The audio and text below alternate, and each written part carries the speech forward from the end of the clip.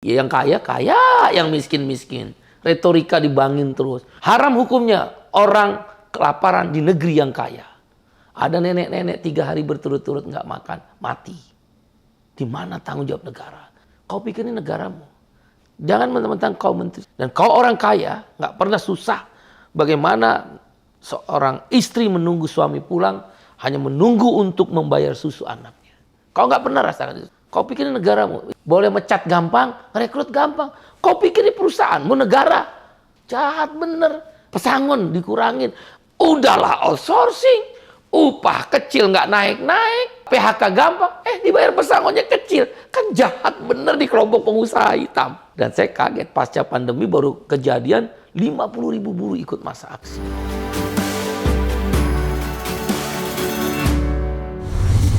Assalamualaikum warahmatullahi wabarakatuh. Selamat datang di channel Abraham Samad Speak Up. Seperti biasanya, saya hari ini tidak sendiri menghadirkan seorang narasumber yang luar biasa. Kenapa saya katakan luar biasa? Tamu kita kali ini adalah orang yang jadi perhatian publik akhir-akhir ini ya. Bahkan sebenarnya tokoh kita kali ini orang yang sangat populer ya. Tapi saya ingin mempersingkat waktu, saya langsung saja memperkenalkan Pak Said Iqbal. Apa kabar Pak Said Iqbal? Assalamualaikum warahmatullahi wabarakatuh. Waalaikumsalam. Kabar baik. Saya memperkenalkan dulu. Beliau ini adalah Presiden Konfederasi Serikat Pekerja Indonesia. Yes. Dan sekarang juga merangkap ya, Bang Said, jadi Presiden Partai Buruh. Betul. Jadi saya berbangga hari ini bisa mewawancarai calon presiden. Dan sudah presiden di Partai Buruh. Sudah kecil. Bang Said, ini ada yang menarik nih kemarin Ya. kalau kita ngomong Hari Buruh tanggal 1 kemarin. Iya Bang. Perayaannya kalau kita lihat ada 7 tuntutan ya, kalau Ya. saya nggak salah ada 7 tuntutan yang hendak akan diajukan buruh kemarin. Tapi kelihatannya yang berkembang di publik itu adalah nuansa politiknya lebih kental ya. Ya. Orang menantikan kok ini Hari Buruh hari ini agak berbeda. Iya. Karena kelihatannya katanya akan menghadirkan para calon presiden. Itu yang menarik mungkin ya. Iya. Padahal kalau kita lihat banyak hal-hal yang masih urgent. Iya. Yang sebenarnya kita ingin buruh juga lebih concern ya, untuk menyuarakan itu. Salah satu misalnya isu upah yang selama ini seolah-olah ya Bang Said, seolah-olah tenggelam. Padahal seharusnya tetap jadi isu yang signifikan dan prioritas yang harus diperjuangkan. Kenapa saya katakan demikian? Karena kalau kita lihat data Kementerian Tenaga Kerja pada tahun 2022, upah minimum kabupaten kota itu hanya sebesar 3,9 juta. Ya, jadi masih di bawah dari UMR kita yang 4,4 ya. Betul. Said ya. Saya ingin minta nih tanggapan Bang Said. Apakah kita masih bisa berharap yang lebih besar kepada teman-teman buruh kita di hari perayaan buruh kemarin agar tetap memperjuangkan hal-hal yang sifatnya strategis? Ya. Terima kasih Bang Abraham, orang yang saya hormatin sampai hari ini. Ketua lama KPK. betul kita baru Udah ketemu lama lagi. nggak ketemu. Karena Abang pernah hadir di acara buruh, Ketua KPK, bayangin gila itu. Bener-bener berani Ketua KPK kita. Nah, jadi Omnibus Law Undang-Undang Cipta Kerja lah yang membangkitkan adrenalin perlawanan kelas buruh. Ya, bagaimana mungkin negara terkaya nomor 7 di dunia, pertumbuhan bahkan di atas Prancis dan Inggris dari sisi purchasing power parity. Kemudian juga pertumbuhan ekonomi nomor 3 di dunia setelah India dan Filipina. Dikala COVID banyak orang resesi, kita sempat resesi 1 kuartal, habis itu rebound, bangkit kembali. Dan hari ini pertumbuhan ekonomi diklaim 5%. Tapi anehnya, Omnibus Law Undang-Undang Cipta Kerja dari sisi klaster ketenaga kerjaan dan isu pertanian nggak seimbang. Harusnya kalau ekonomi tumbuh, maka otomatis purchasing power daya beli tumbuh. Artinya upah naik. Ini tidak. Ini tidak. 3 tahun berturut-turut kita nggak naik gara-gara Omnibus Law. Upahnya tidak pernah naik. Itu yang menjelaskan Abang kenapa sekitar 3,9 jutaan secara rata-rata. Karena upah nggak naik 3 tahun. Ekonomi naik. Kalau gitu pertanyaan sederhana. Lah ekonomi tumbuh itu buat siapa? Kelas menengah atas. Mungkin saya ke menengah atas, Abang menengah atas. Jadi, tunggu dulu Pak. Yang menikmati pertumbuhan ekonomi cuma yang ada di menengah atas. Buruh menengah tidak bawah menikmati buruh ya? tidak. Lu dia nggak naik upah. Kalau ekonomi tumbuh, daya beli kan naik. Ada konsumsi di situ. Daya beli naik, konsumsi naik. Konsumsi naik, pertumbuhan ekonomi. Berarti penyumbang terbesar dari pertumbuhan ekonomi kita kan konsumsi. Dengan demikian konsumsi harusnya terrefleksi di daya beli, purchasing power. Instrumen daya beli itu dua, salah satunya. Satu adalah upah, karena dia untuk membeli barang. Satu lagi jaminan sosial. Kalau dia miskin terproteksi. Itu namanya instrumen untuk meningkatkan konsumsi. Nah, konsumsi yang naik ini kesimpulannya kelas menengah yang belanja. Belanja di kelas bawah, menengah bawah, buruh, petani, nelayan, miskin kota, miskin desa, buruh migran, kerja rumah tangga, buruh informal turun. Kalau gitu buat apa kita bernegara? Berapa sih jumlah orang menengah atas? Tidak lebih dari 3% dari jumlah penduduk kita. 97% berarti ambruk. Kenapa mereka bisa bertahan? Ya kalau nggak punya uang pergi ke rumah mertua. Makan biasanya berempat menjadi berlapan, setengah-setengah. Telur, konsumsi telur. Pagi telur goreng, telur ceplok, siang telur sambal bulat, malam telur rebus. Kan itu aja kan cara masyarakat mengakali untuk supaya bisa bertahan hidup. Kan yang nggak adil itu mereka kelas menengah. Saya kelas menengah, saya bisa beli apartemen karena secara finansial saya cukup dengan pekerjaan saya. Tapi saya nggak bisa terima ketidakadilan buat anggota saya di serikat buruh. Nah, oleh karena itu Omnibus Law ini adalah yang membangkitkan kembali kelas. Saya terima kasih sama partai-partai yang ada di Senayan itu. Kita jadi bangkit. Bang, nggak pernah dalam 30 tahun 4 konfederasi serikat buruh terbesar, KSPI, ORI KSPSI Andi Gani, KPBI Ilhamsa, KSBSI Darta Pakpan, Serikat Petani terbesar, Serikat Petani Indonesia, 60 federasi tingkat nasional bersatu. FSPMI, abang pernah hadir waktu itu, FSPKEP, FSPTSK, semua sektor industri. Ada juga Jala PRT, Mbak Lita Anggreni, ada Urbanpur Konsorsium. Yang biasa Mbak Wardah kan tidak senang dengan politik-politik semenjak Orde Baru yang hanya mementingkan kelompok orang kaya. Hari ini dia utus kadernya, Guntoro masuk. Bersatu.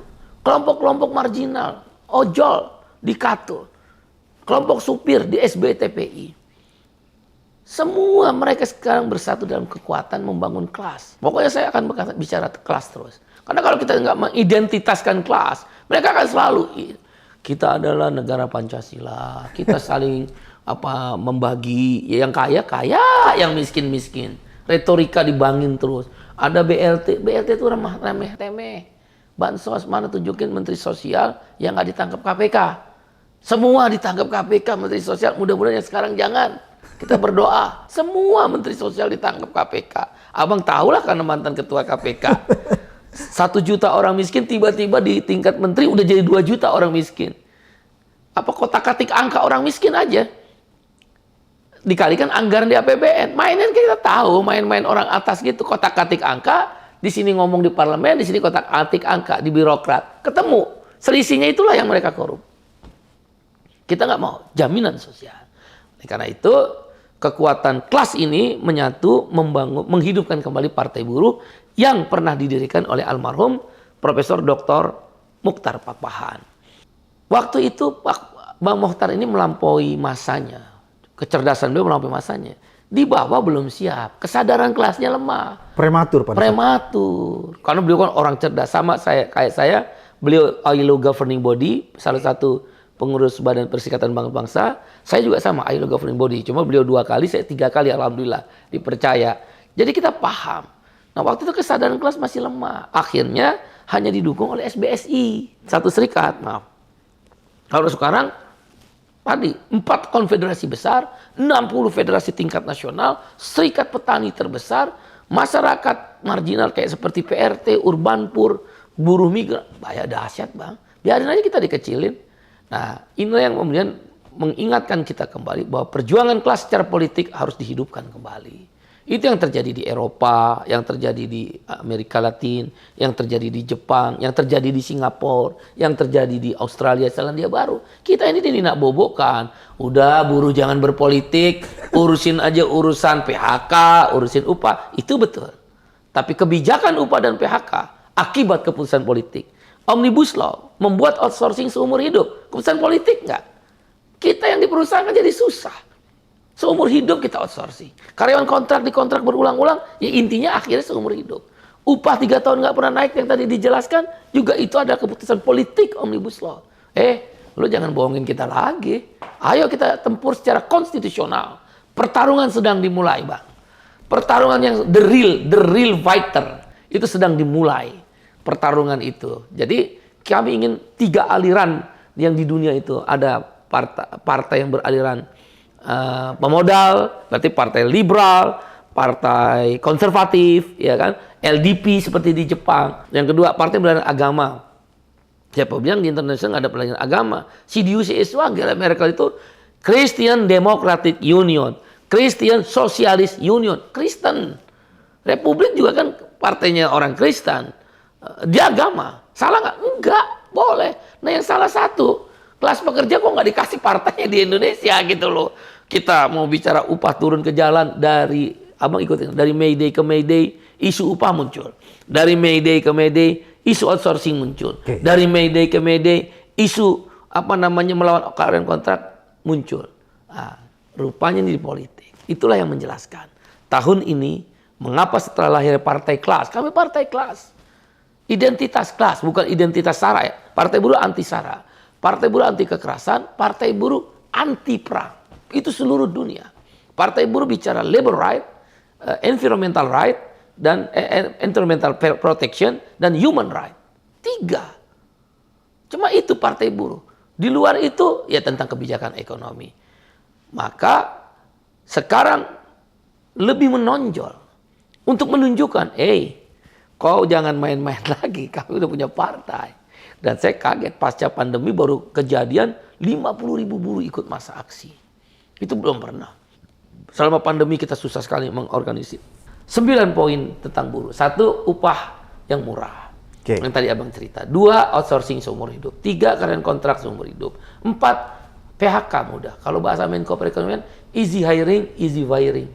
Saya marah benar itu. Kau pikir ini negaramu. Jangan mentang-mentang kau menteri. Saya terus terang, jangan kau bilang menteri. Dan kau orang kaya, nggak pernah susah.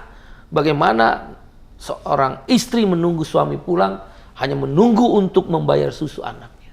Kau nggak pernah rasakan itu. Saya ngomong di media. Kau pikir ini negaramu. Dia ngomong easy hiring, easy firing. Boleh mecat gampang, rekrut gampang. Kau pikir ini perusahaanmu, negara. Dibikin seperti perusahaan. Jahat bener. Saya lawan, saya bilang. Makanya saya nggak mau ketemu. Masalah Omnibus Law dan saya nggak mau. Makanya saya bilang, kalau partaimu tetap begitu, kita ketemu di parlemen, kita akan adu gagasan. Kami oposisi ke partaimu. Sederhana saya, Bang, harus begitu ngomong. Ngomong halus tuh udah nggak bisa, nggak masuk. Nggak masuk. Pakai bahasa rakyat aja. Saya tuntaskan sampai yang TKM, pertanyaan abang. Kemudian ada pesangon dikurangin. Udahlah outsourcing, upah kecil nggak naik-naik. PHK gampang, dibayar pesangonnya kecil. Kan jahat bener di kelompok pengusaha hitam. Jahat banget gitu loh. Nah baru yang ke-6, dia pengaturan jam kerja. Kita udah kayak kembali abad 17, Renaissance, abad pertengahan. Jam kerja itu jadi 12 jam, 8 jam jam kerja utama, 4 jam lembur. Kan sekarang boleh lembur. Kan total tetap 12 jam. Cara pintar kan, dia bikin upah murah, pasti buruh mau lembur. Dia ambil tenaga buruh, dia peras, tapi dia bayar murah. Dengan upah yang murah, bayar lembur jadi murah. Kan based on-nya upah.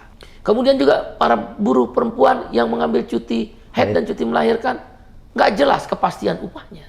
Dulu ada kepastian upah. Ya dulu kan yang lama ada jelas. Kali ini sekarang nggak? Nggak ada. Pasalnya hapus. Memang mereka berkilah. Kan kalau nggak dibahas berarti ada. Saya bilang lihat aja pasal di depan, Anda hapus. Dia silat lidahnya ini. Nah, kemudian juga kita harus cuti berapa itu 2 bulan setelah 6 tahun kerja kan capek. Dan itu ILO standar. Standar dunia. Dihapus. Nah, terakhir yang ke-7 baru tuh, yang ke-7 adalah TKA. Dulu kalau tenaga kerja asing mau masuk kerja nggak boleh sebelum keluar izin oleh menteri secara tertulis. Kitas Imtak. Dan itu pun hanya untuk skill workers. Omnibus Law, lo kerja aja dulu, nanti administrator lo, manajer administrasi lo ngurus.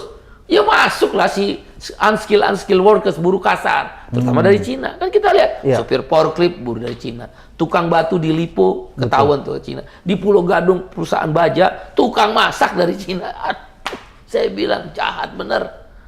Itu yang kita marah. Kalau skill workers nggak apa-apa, buruh berketerampilan, misal ahli hukum internasional, ahli accounting, karena itu perusahaan multinasional. Kalau ahli las banyak ya? Ahli las banyak, kecuali las ini Bang, di laut, las turbin, itu pun orang Indonesia udah banyak. Tapi di pendampingan lah. Tapi tukang las cuma nyambung besi dari sana juga Cina, kelewatan banget. Tukang masak juga? Iya, tukang masak, banyak itu. Ada lagi di Tangerang saya temui, kan saya suruh, kan kita punya banyak serikat buruh. Tukang ngepel, kan ditanya, nggak bisa bahasa Indonesia. Ya berarti kan dari Cina kesimpulannya. Ya Cina kan sederhana Bang. Dia boleh investasi, masyarakat dia kan 1, sekian miliar. Siapa yang kasih makan masyarakat? Ya, uang gua boleh lo pakai investasi, tapi orang gua juga lo kasih. Yang istilahnya obor itu, one belt one road. Memang dikesangkal sama pemerintah, tapi faktanya di Pandeglang, di Kalimantan Selatan, di Papua, banyak itu buruh-buruh kasar. Oleh karena itu, partai buruh itu Bang kan tadi anti kekerasan, anti perang, dan anti kepada pelanggaran hak asasi manusia dan anti merusak lingkungan. Nah baru yang terakhir, yang ke-9 adalah tentang sanksi pidana yang ada di undang-undang lama dihapus, beberapa pasal ya. Nah kalau untuk petani 3, bank tanah. Kan katanya bank tanah, kalau dia udah turun-temurun mengelola tanah rakyat, Abang tahu kan karena sebagai pengacara, terus kemudian dia nggak dapat sertifikat kan? Ini bagus sertifikat, tapi jangan berhenti di situ. Land reform itu perintah undang-undang pokok agraria, balikin tanah ke rakyat. Nah ini kalau belum ada pengakuan dalam bentuk surat menyurat resmi, diambilkan oleh pemerintah bank tanah. Padahal itu digarap udah turun temurun. Ini kan kita tahu, datanglah si pengusaha sawit, kucuk, nggak perlu dia lawan si rakyat, dia ambil di bank tanah. Datang pertambangan yang Abang pernah ngomong itu, datangnya ke bank tanah. Siapa yang jamin tidak korup? Dia nggak mau bertengkar sama rakyat kan? Nah si pengusaha pakai aturan bank tanah. Ini kata petani loh yang ngomong ke saya. Nah di Undang-Undang Petani nomor 19, Perlindungan Petani nomor 19 tahun 2013 tadi saya singgung, kalau musim panen raya, importer nggak boleh mengimpor. Jelas itu. Mau beras, daging, kedelai, ataupun garam. Garam aja kita impor, geblek banget dah. Garam negara maritim kok impor garam.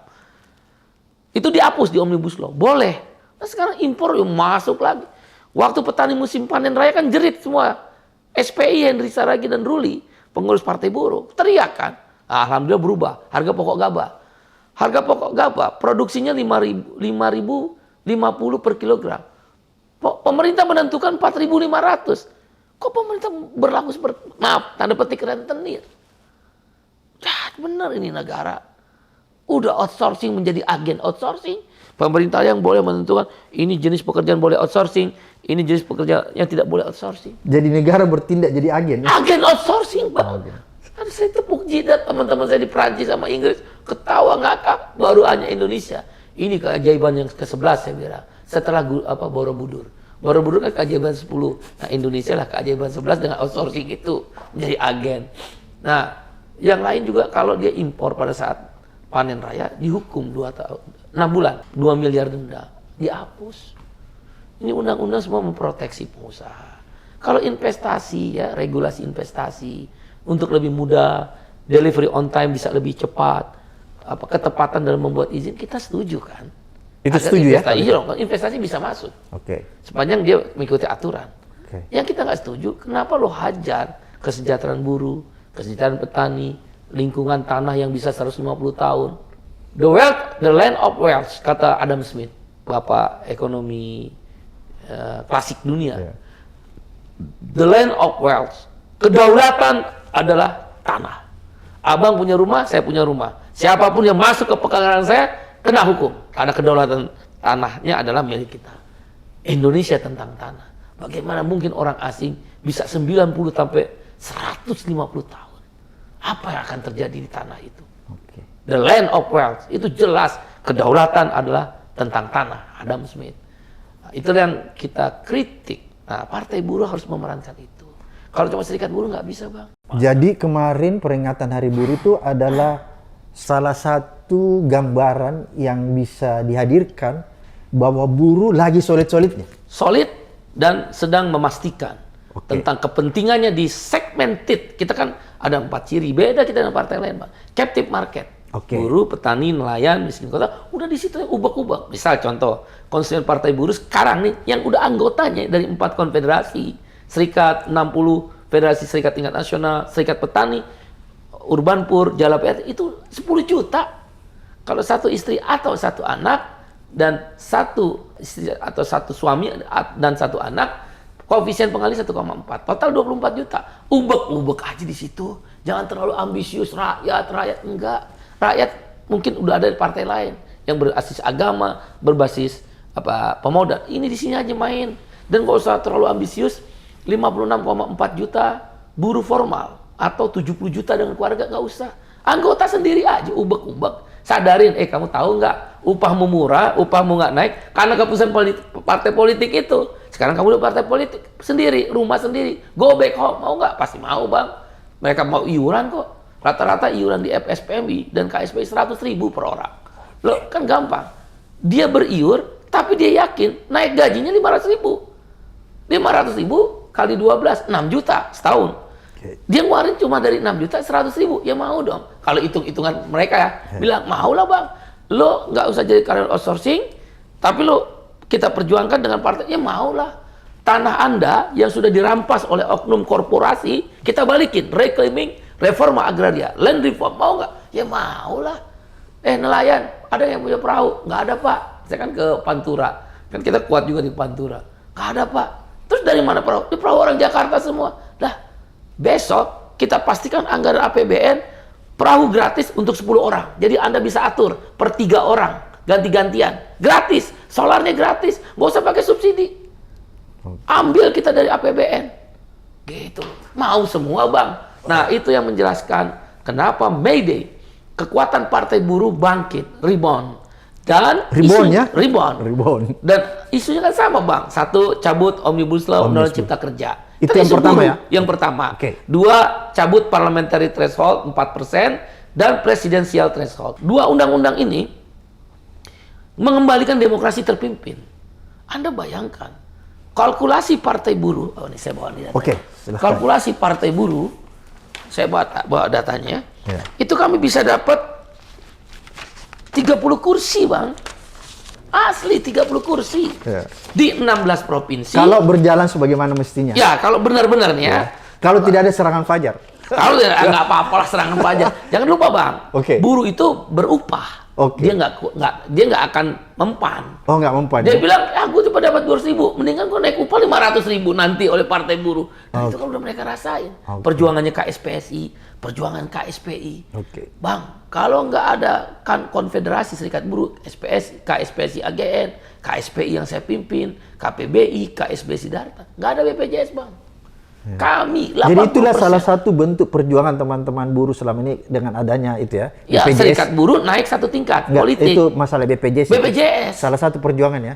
3. Saya waktu itu diundang di Helsinki, Finlandia. Wah, standing applause 15 menit, Bang. 15 menit. Saya ceritakan. Satu, kemenangan kita adalah membuat BPJS. Memang bersama parlemen tentunya. Tapi yang ngedorongkan kita, konsep 80% dari kita. Jadi masuk konsep semua. BPJS yang 80% itu data dari buruh. Datang dari serikat. 20% aja datang. Yes, nanti saya kasih bukunya, Bang.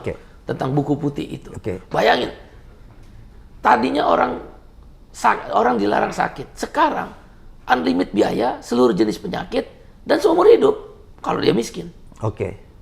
Memang masih administrasinya banyak masalah. Itu tentang sesuatu Cuma apakah yang di lapangan itu gampang? Ya, itulah administrasi. Itu masalah prosedur kan, bukan substansi. Substansinya udah dapat. Sudah dapat ya? Kalau partai sudah buruh, goal. Kalau partai buruh diizinkan menang, Allah kasih jalan Tuhan kasih jalan, kita rubah lagi. Birokrasi dirubah ya, supaya lebih mudah. Semua birokrasi seperti KPK melakukan itu. Potong itu birokrasi. Nah, 30 kursi itu cukup di 16 provinsi. 16 provinsi cukup di 29 dapil dari 84 dapil, nggak usah seluruh.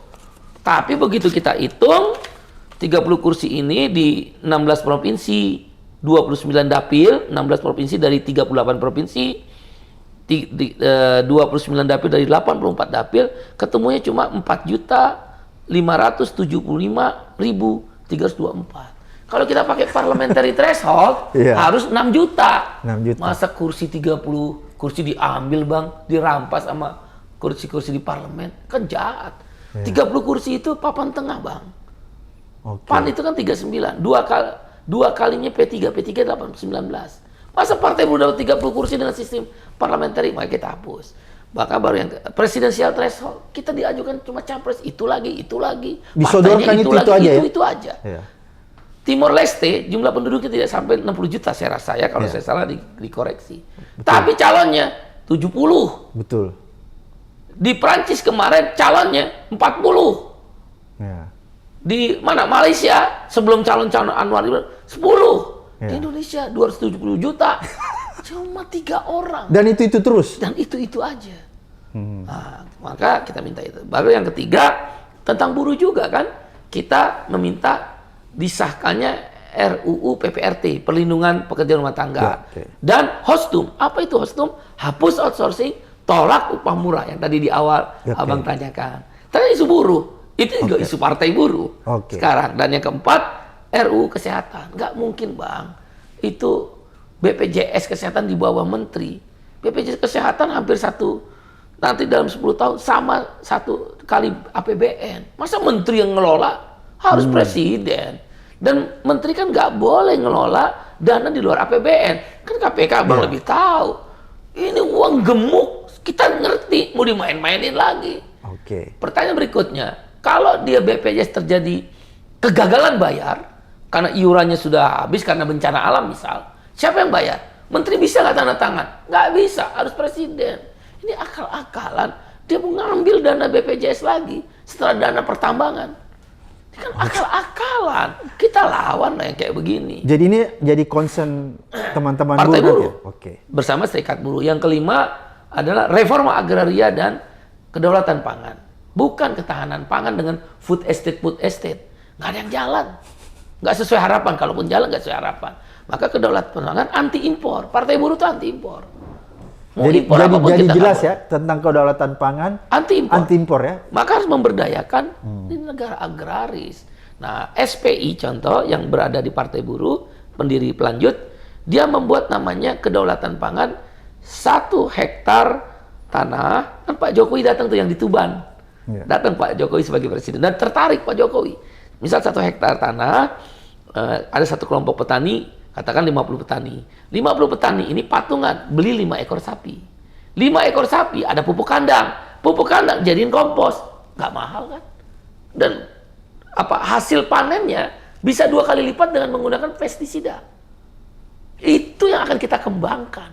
Mengembalikan kejayaan petani Indonesia. Ngapain impor? Oh, nanti kalah dengan beras Vietnam. Maka kita biasakan subsidi bukan di barang.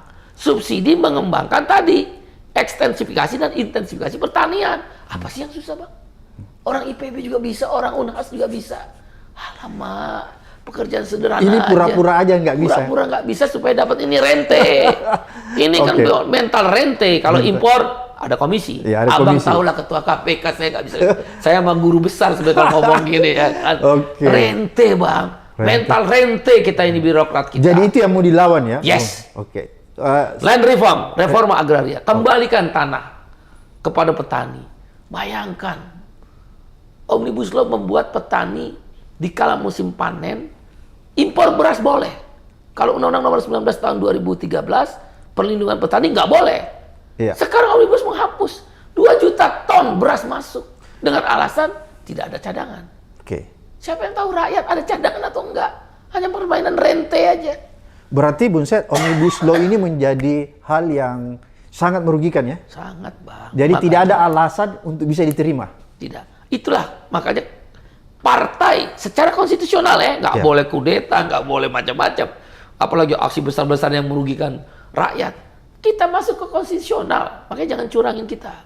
Tolong, kalau curang boleh kita geruduk gitu, kita dudukin. KPU misal 50 hari Lah kita mah berani, nggak seperti capres cuma ngomong doang, mau jadukin. Lah kita punya anggota yang dikasih tahu nih data kita curang misal. Tapi kami yakin KPU pusat, KPU daerah akan berusaha untuk sebersih-bersihnya. Keyakinan dulu, kan harus percaya dulu. Nah, baru yang terakhir, pilihlah capres yang pro buruh dan kelas pekerja. Kan isu politiknya di akhir.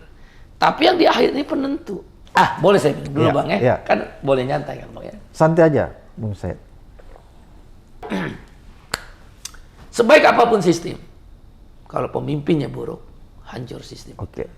Berarti teman-teman buruh ini tetap concern ya, tidak bergeser, tetap menolak Omnibus Law ya, Tetap. sampai detik ini. Ya, Partai Buruh dihidupkan kembali karena Omnibus Law. Oleh karena itu pada isu yang keenam tentang capres, kan banyak pihak menggoreng. Saya tahu maksud dari semua itu, ya kita harus sabar, tenang, dan nggak boleh lip service. Tenang aja, sabar. Untungnya Tuhan memberi saya kesempatan pernah mendukung Pak Prabowo 2 periode, kalah. Pernah mendukung Pak Anies jadi cagup DKI, menang. Ya, oke. Jadi kalah menang.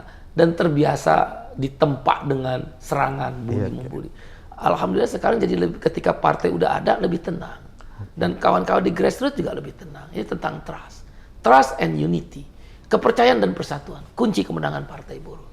Kalau bahasa agama saya yakin agama lain ada. Sami'na wa ta'na.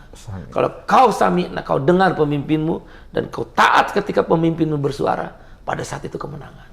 Tapi tidak berhenti di situ. Dia harus unity, bersatu. Jadi tidak hanya tentang kepercayaan, bersatu. Satu perlawanan, satu komando, satu perlawanan. Satu komando, satu perjuangan. Apa kata pemimpinmu, kau turuti. Nggak usah tanya. Karena kau tahu kepercayaan itu ada. Ya tentu ada latar belakang. Misal Orji akhlaknya baik 10 tahun, 20 tahun memimpin, nggak pernah kena sogok. Gugur ketaatanmu pada pemimpin ketika pemimpin itu khianat terhadap cita-cita bersama. Ketika dia koruptor, gugur, tinggalkan pemimpin. Ketika dia menjual dirimu, gugur. Saya tanamin itu, dan itu nggak, makanya serangan dari itu udah nggak mempan. Yang main-main mereka aja. Kenapa dia menjadi penting? Maka Partai Buruh melawan antitesis, anomali, tidak ada daulat uang, tidak ada daulat tuan, dan tidak ada daulat dinasti. Maka partai. Oke, Bang Said. Kalau kita lihat isu tentang tenaga kerja asing, ini kan semakin marak ya. Seolah-olah semakin marginalkan para pekerja-pekerja kita.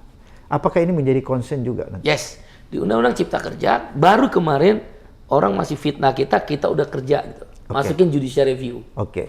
Dan kami akan kepung itu MK, 50.000 aksi, 50. Kalau nggak dikepung gitu mana mau MK Bang? Mau dengar-dengar, bukan kita ingin menekan MK, tapi MK bersadar dirilah. Inilah gerbang terakhir, the last guard, benteng terakhir, penjaga terakhir tentang rasa keadilan. Ya tapi kalau kau main-main dengan keadilan, ya kami akan main-main dengan masa kami. Buruh kan gampang, tinggal geruduk. Bahasa geruduk itu tanda petik. Oke, jadi Bung Said Iqbal ini yakin ya bahwa seluruh organisasi-organisasi buruh itu menyatukan diri, mendukung penuh Partai Buruh ya. Yes.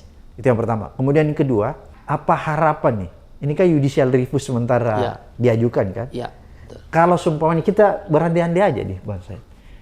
Kalau tiba-tiba MK ini mengejutkan kita, apa yang akan dilakukan Partai Buruh? Mengejutkan kita dalam artian tidak sesuai dengan harapan Partai Buruh nanti putusannya. Untuk pertanyaan pertama, memang tidak semua serikat buruh ikut. Oke. Ya biasalah, masih ada yang ideologi sedikit-sedikit, tapi kan bisa dihitung. Ya. 90% udah ikut. Oke. Tuntas lah ya. Ya, Tahap aman, awal berarti aman. Mudah-mudahan Tuhan kasih jalan dengan izinnya ini masuk parlemen. Yang lain masih bicara tentang ideologi ya. Ideologi, Oke. masih bicara juga ya pulus lah. Kalau di Partai Buruh, Anda ngeluarin sendiri. Kita beriur Bang. Oke. Beriur, teman-teman daerah mengundang orang pribadi. Ada tukang angon bebek di Brebes, pengurus Partai Buruh, jual bebeknya setengah. Dia punya 20, 10 dia jual buat sewa kantor. Ada Ganjar udah meninggal nih, saya sedih juga itu di Cimahi. Dia jual rumah dan jual motornya untuk sewa untuk 1 tahun, tapi dia meninggal ya. Saya sedih, kemudian dia ngontrak tuh. Saya kepukul banget, saya datang tuh. Itu mereka Bang. Abang bisa lihatin betapa harapannya itu kuat. Dia ingin republik ini berubah. Tugas saya sebagai pemimpin kan hanya sebagai dirijen. memastikan semua kekuatan bersatu. Orang-orang kecil ini punya harapan. Dia jual bebek, dia jual motor dan rumah, kemudian dia ngontrak. Dan pada saat ini partai lolos, dia meninggal. Hati saya benar-benar tuh, Pak. Itu yang bikin saya kuat. Itu harapan orang-orang kecil tentang perubahan. Dia mau jadi pemimpin partai buruh. Dia ditekan, dia dihina. Bahkan ada pemimpin kita beberapa di pabrik dipecat, kehilangan pekerjaan, bercerai sama istrinya di Sumbawa. Menyedihkan, tapi Anda bisa lihat, itulah harapan orang kecil. Dia berani ngambil resiko. Jangan lawan Bang orang kecil itu. Itu partai buruh dikasih 0,5%, 0,1%. Saya mah senyum, karena saya tahu dunia. Unidad Podemos, partai buruhnya Spanyol, 2002, kalau nggak salah. 6 bulan sebelum pemilu, lembaga surveinya 0%, 0%, 0%. Begitu hari H, blos, di bilik suara, Unidad Podemos nomor 1, langsung jadi presiden. Rakyat itu bisa menghukum loh Bang. Ini mereka diam loh. Seperti saya terharu seorang Ganjar jual rumah dan motornya. Begitu ini partai lolos, Tuhan ambil nyawanya. Bagaimana seorang pengangon bebek, tukang parkir di Batang. Tukang parkir. Saya sedih benar. Waktu dia bangun kan ada verifikasi administrasi, verifikasi faktual. Dia setiap bulan minjem sama bos parkirnya itu. Dia ditanya, lu ngapain sih minjem uang? Buat kontrak kantor. Buat beli ngumpulin KTP fotokopi. Bang, dahsyat ini. Silakan Unidad Podemos. Partidos dos Trabalhadores. Partai buruhnya. Trabalhadores itu partai buruh. Brazil, Lula. Dulu 0%. 1 tahun sebelum 0%. Mereka enggak ini. Dia garap terus ke bawah. MST petani, kalau di kita SPI, buruhnya CUT. Lula kan presiden CUT, sama seperti saya presiden KSPI. Berkawan, saya ikut kampanye dia. Dia bilang kerja terus, jangan lupakan itu lembaga survei. Sebagai ukuran boleh. Lupakan. Oh ternyata begini, lupakan. Kerja terus, turun. Kayak saya kan turun ke pabrik. Pabrik saya kumpulin, pidato. Sampai tengah malam, nanti saya turun lagi habis ini. Ini baca caleg dulu, selesaiin. Akhirnya, di bilik-bilik suara TPS Brazil dihantam itu partai konservatif. Kemarin Bolsonaro kalah, tipis. Itulah kekuatan masyarakat kecil. Jangan remehkan mereka dan jangan kita berpikir selalu uang. Tuhan nggak mungkin menjadikan semua orang itu buruk. Dan saya percaya itu. Saya hanya berharap satu ketika di nanti pemilu cukup parliamentary threshold lolos dan hakim Mahkamah Konstitusi menyatakan 4% itu tidak suara sah nasional saja. Atau 4% dari jumlah kursi DPR RI. Yeah. Maka ketemu 4% kali 80 kursi, 24 kursi. Kami fokus di 30 kursi. Aman. Begitu kami masuk Bang. 1, cabut Undang-Undang Cipta Kerja. 2, ya dicabut ya, langsung cabut. Ya. Tidak ada negosiasi di situ ya. Cabut. Okay. Kalaupun mau komprominya kita sebut Undang-Undang Investasi. Okay. Bukan cipta kerja, investasi perlu lah Bang. Okay. Kita kan perlu juga pertumbuhan ekonomi. Yeah. Tapi cipta kerjanya dicabut. Cabut. Oke. Okay. Ya, itu goalnya di situ ya. Goals. Pertama, yang kedua, partai buruh itu kan cita-citanya negara. Orang bilang, si Iqbal ngomong upah lagi, ngomong outsourcing, biarin. Memang itu yang dipikirin. Lo kerja buat apa? Upah. Mau lo anak lo capek-capek abang nyekolin anak sampai S1. Sekarang S1 outsourcing. Upahnya minimum. Mau. Oh, nanti Anda punya usaha juga buruh. Ya, yang penting kita aturan main dulu. Nanti kalau perlu kita bikin aturan. Ini perusahaan-perusahaan raksasa yang kita sisir. Terus yang kedua, yang ingin kita lakukan perjuangan, partai buruh itu welfare state, negara kesejahteraan. Dia 3 prinsip.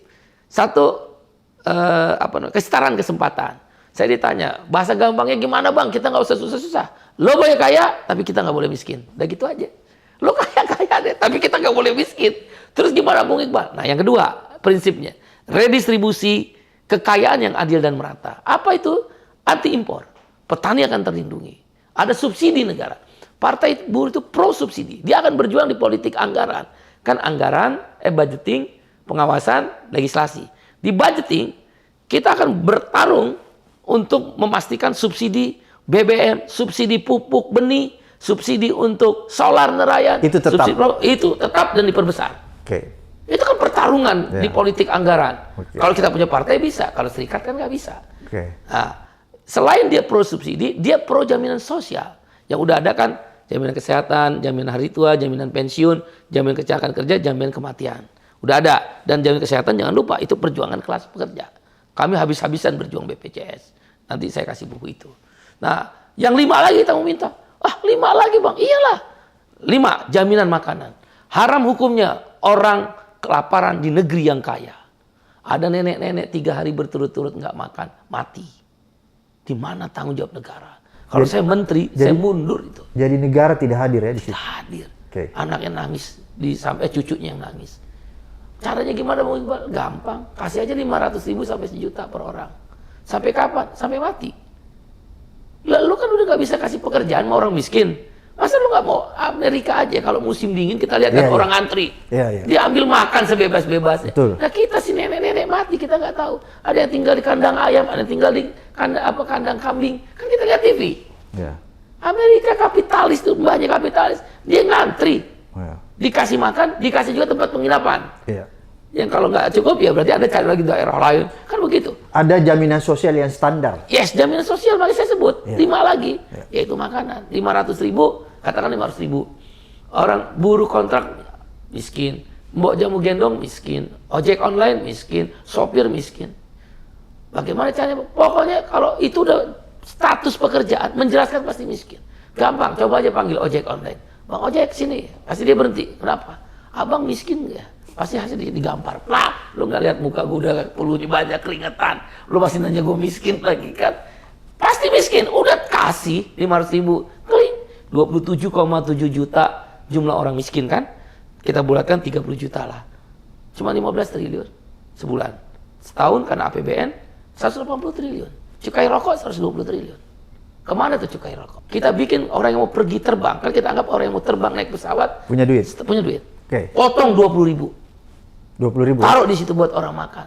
APBN kita hampir 3.000 triliun. Bahkan Pak Jokowi memperkirakan 2025 4.000 triliun. 180 triliun kecil. Koruptor berapa? Abang kan tahu. Iya. 400 triliun. Miskin kan itu koruptor 400 triliun. Nggak usah dipenjara. Penjaranya asal aja. Sebulan 2 bulan mungkin. Mungkin. Bukan pandangan saya, bukan. Mungkin. Tapi miskinin dia. Itu yang paling penting. Ambil itu hartanya. Buat siapa? Kasih makan orang miskin. Ya hukum pidananya jalan. Sesuai aturan yang berlaku. Gampang bang. Itu dilakukan oleh Brazil.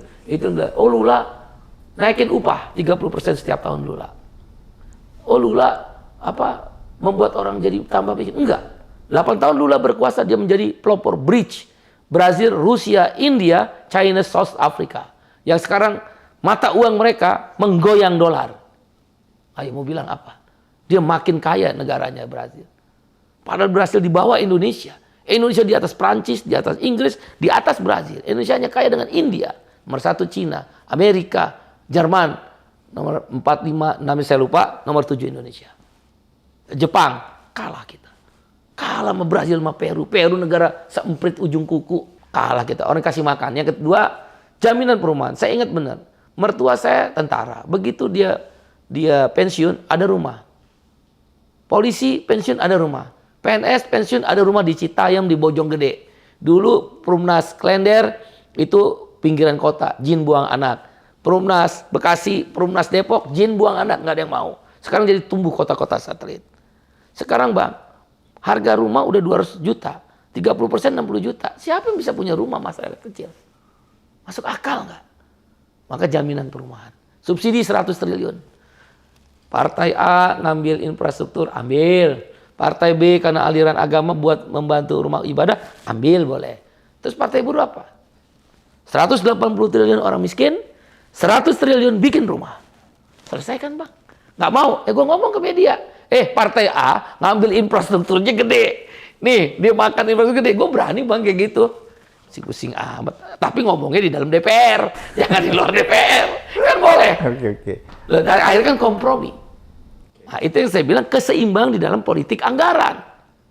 Ini Jadi semua. Anda boleh kaya, tapi kami jangan tidak. miskinkan kami. Oke, itu prinsip ya. Prinsip. Oke. Nah, redistribusi kekayaan dalam bentuk pro subsidi, pro jaminan sosial. Baru yang terakhir, ini kan ada perumahan, kemudian air bersih bang. Kita penting tuh air bersih. jaminan air bersih, dan jaminan pengangguran. Orang nanya saya, ngapain orang nganggur bayar? Waktu kita kerja bayar pajak sama negara. Dan itu wajib untuk membuat negara bisa berkembang, maju. Sekarang gua nggak punya pekerjaan, masa negara nggak bayar gua? Itu namanya unemployment insurance. Maka 5 ini harus disebut social security. No social justice without social security. Tidak akan ada pernah keadilan sosial bagi seluruh rakyat Indonesia without social security. Tanpa jaminan sosial. Jadi Partai Buruh itu 5. Jelas bang. Prinsip ketiganya adalah tanggung jawab publik. Tanggung jawab publik yang tadi. Kita kerja bayar pajak. Kita nggak kerja, negara bayar kita. Bang Said, yang terakhir. Ada nggak metode perhitungan teman-teman buruh ini ya berkaitan dengan upah? Ada. Upah minimum. Saya kan ILO governing body yang diajukan. Apa itu metode perhitungannya? Ada 2. Yang ada layak 2. ya. Ada yang 2 ideal. ya. Ada 2 metode dalam perhitungan upah yang berlaku di seluruh dunia. Karena ILO Convention-nya, konvensi ILO-nya sudah ada. Ya.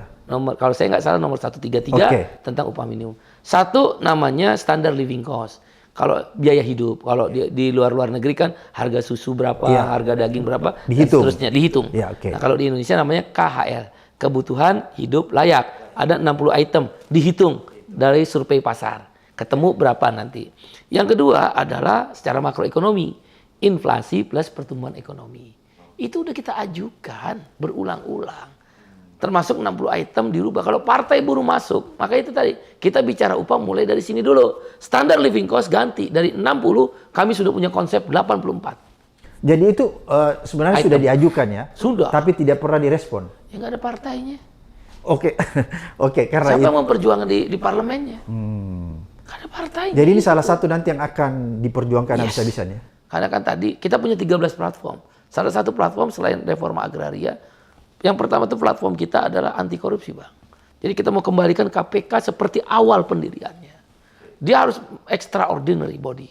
Nggak boleh dia itu ada pengawas, nyadap harus izin, nggak boleh. Dan dia sifatnya harus independen ya? Tidak boleh dibawa rumpun eksekutif? Tidak apapun. Oke. Dia makanya nanti, dia berarti yang mengawasi dia apa? Undang-undang. Ya. Undang-undang lah yang menjadi pengawas dia. Dan Aturan-aturan undang-undang lah tentang aturan, dan dinyatakan oleh undang-undang dia adalah satu lembaga negara yang independen. Ya, yang bebas dari kekuasaan legislatif, eksekutif. Extraordinary. Ya. Kami akan kembalikan itu. Yang kedua, lapangan kerja. Tapi berbasis pasar sosial. Kita nggak perlu utang. Cara menghidupkan jaminan sosial. Tadi pensiun. Anda lihat jam sostek 500 triliun. Kita dapat apa dari 500 triliun? Mau pinjam uang bank aja susah. 500 triliun. Saya taruh di bank A, B, 2 aja. 2,5. Berapa bunganya?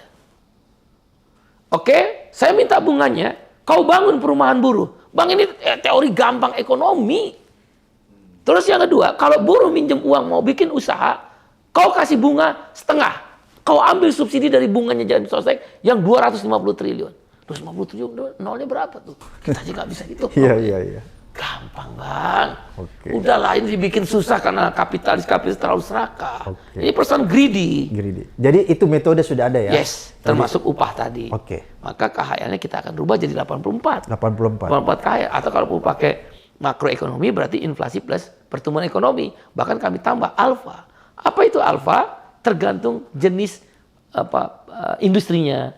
Kalau dia industri mobil, industri tambang, ya tambah dong alfanya. Kan keuntungan kamu gede. Tapi kalau dia padat karya, ya industri makanan itu kan berat. Maka alfanya mungkin 0, atau kalaupun ada yang sifatnya ekspor, kan juga ada nilai tambah gitu kan. Uniqlo, H&M, Adidas, Puma, masa dia miskin? Nggak mungkin. Sederhana. Dia menjadi tidak sederhana satu, serakah. Dan kalangan pengusaha serakah inilah yang membuat nasib buruh terpuruk. Secara politik mereka kuasai. Menurut liputan 6, kalau saya nggak salah, 67% DPR RI pengusaha. Iya. Abang bisa lihat semua menteri ekonomi kita pengusaha. Dari total kabinet kita, 60% pengusaha. Bupati wali kota pengusaha. Terus kita mau dapat apa? Nggak akan ada keadilan. Keserakahan yang membuat mereka menjadikan nasib kita terpuruk. Dan partai adalah jalan tengahnya. Gitu, Bang. ikhtiar. Ikhtiar. Selebihnya biarlah Tuhan yang menentukan. Oke. Terima kasih Bung Syed Iqbal atas pencerahan ini, edukasi. Insya Allah ini ditonton oleh masyarakat kita agar mereka paham apa sih problem Saya perburuan sedikit kita. ya boleh Bang, Oke, sebagai silakan. penutup. Serangan ini kan selalu ada tentang capres. Partai Buruh belum memutuskan. Jadi dia ada 3 tahapan, yaitu yang pertama Rakernas Partai Buruh sudah ada. Nah, dari Rakernas itu nanti akan dibawa ke konvensi bulan Juni-Juli 2023. Dari konvensi rapat presidium tingkat tertingginya Partai Buruh itu sekitar bulan Juli-Agustus. Nah, yang sudah rapat Rakernas dari Rakernasnya Partai Buruh, dari 4 nama ini memang Ganjar yang pertama. Tapi tidak serta-merta jadi pilihan Partai Buruh, dia akan masuk di konvensi. Nah, pahami itu. Yang kedua, Partai Buruh haram. Saya bukan tidak boleh, haram berkoalisi dengan partai politik yang mengesahkan Undang-Undang Omnibus Law. Haram ya? Haram. Kalau kita didirikan karena itu kok. Nah, tapi konteks nanti mendukung capres, koalisinya kan capres pribadi. Lo mau nggak didukung Partai Buruh setelah konvensi ya dan rapat presidium? Misal dia bilang mau kontrak politik.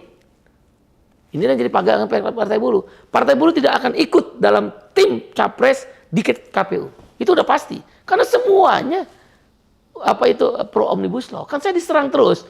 Ini Omnibus Law. 3 capres ini semua pro Omnibus Law. Ininya partainya. Anies Baswedan, Nasdem pro Omnibus Law. Prabowo, Gerindra dan PKB pro Omnibus Law. Ganjar, PDIP pro Omnibus Law. Oleh karena itu kami anti koalisi dengan partai politik ini. Kami dengan pribadi capresnya. Dulu ketika KSPI mendukung Prabowo juga enggak berkoalisi dengan Gerindra kok. Dengan Pak Prabowo tandakan kontrak. Hari ini Partai Buruh akan melakukan hal yang sama. Dia akan berkoalisi dengan capresnya. Enggak akan berkoalisi, enggak akan satu panggung, enggak akan duduk di tim pemenangan. Sendiri kami tanda tangan kontrak politik. Kalau capresnya nggak mau, ya nggak apa-apa. Jadi bukan yang sederhana. partai pendukungnya. Tidak akan pernah dengan partai pendukung Omnibus Law. Nah, oleh karena itu percayalah, beri kesempatan partai orang kecil ini untuk menjalankan apa yang menjadi strategi pemenangannya dan menjalankan visi misinya. Ikhtiar, selebihnya adalah dari Tuhan. Dan terhadap kalau saya cium tangan, saya ini diajarkan sama umi saya, sama walid saya. Saya ini Habib. Biasa aja itu Bung Iya, Syed makanya sebenarnya. setuju sama Bang Abraham. Itu kan adab aja. Sama tukang sayur saya cium tangan. Ibu saya dari kecil ngajak. Tukang bakso aja, misal saya langganan bakso, saya cium tangan dia pas saat lebaran. Iya. Jadi, Tadi aja Bung Syed ketemu saya juga cium tangan biasa aja. sama Pak Prabowo saya ketemu, saya cium tangan. Saya hormat Pak Prabowo. Iya. Dengan Pak Anies waktu gubernur, sering kami bertemu, saya cium tangan. Jadi politisasi seperti itu hentikan. Kami Partai Buruh ingin politik tanpa fitnah dan adu domba, adu gagasan. Mulailah kita belajar tentang itu.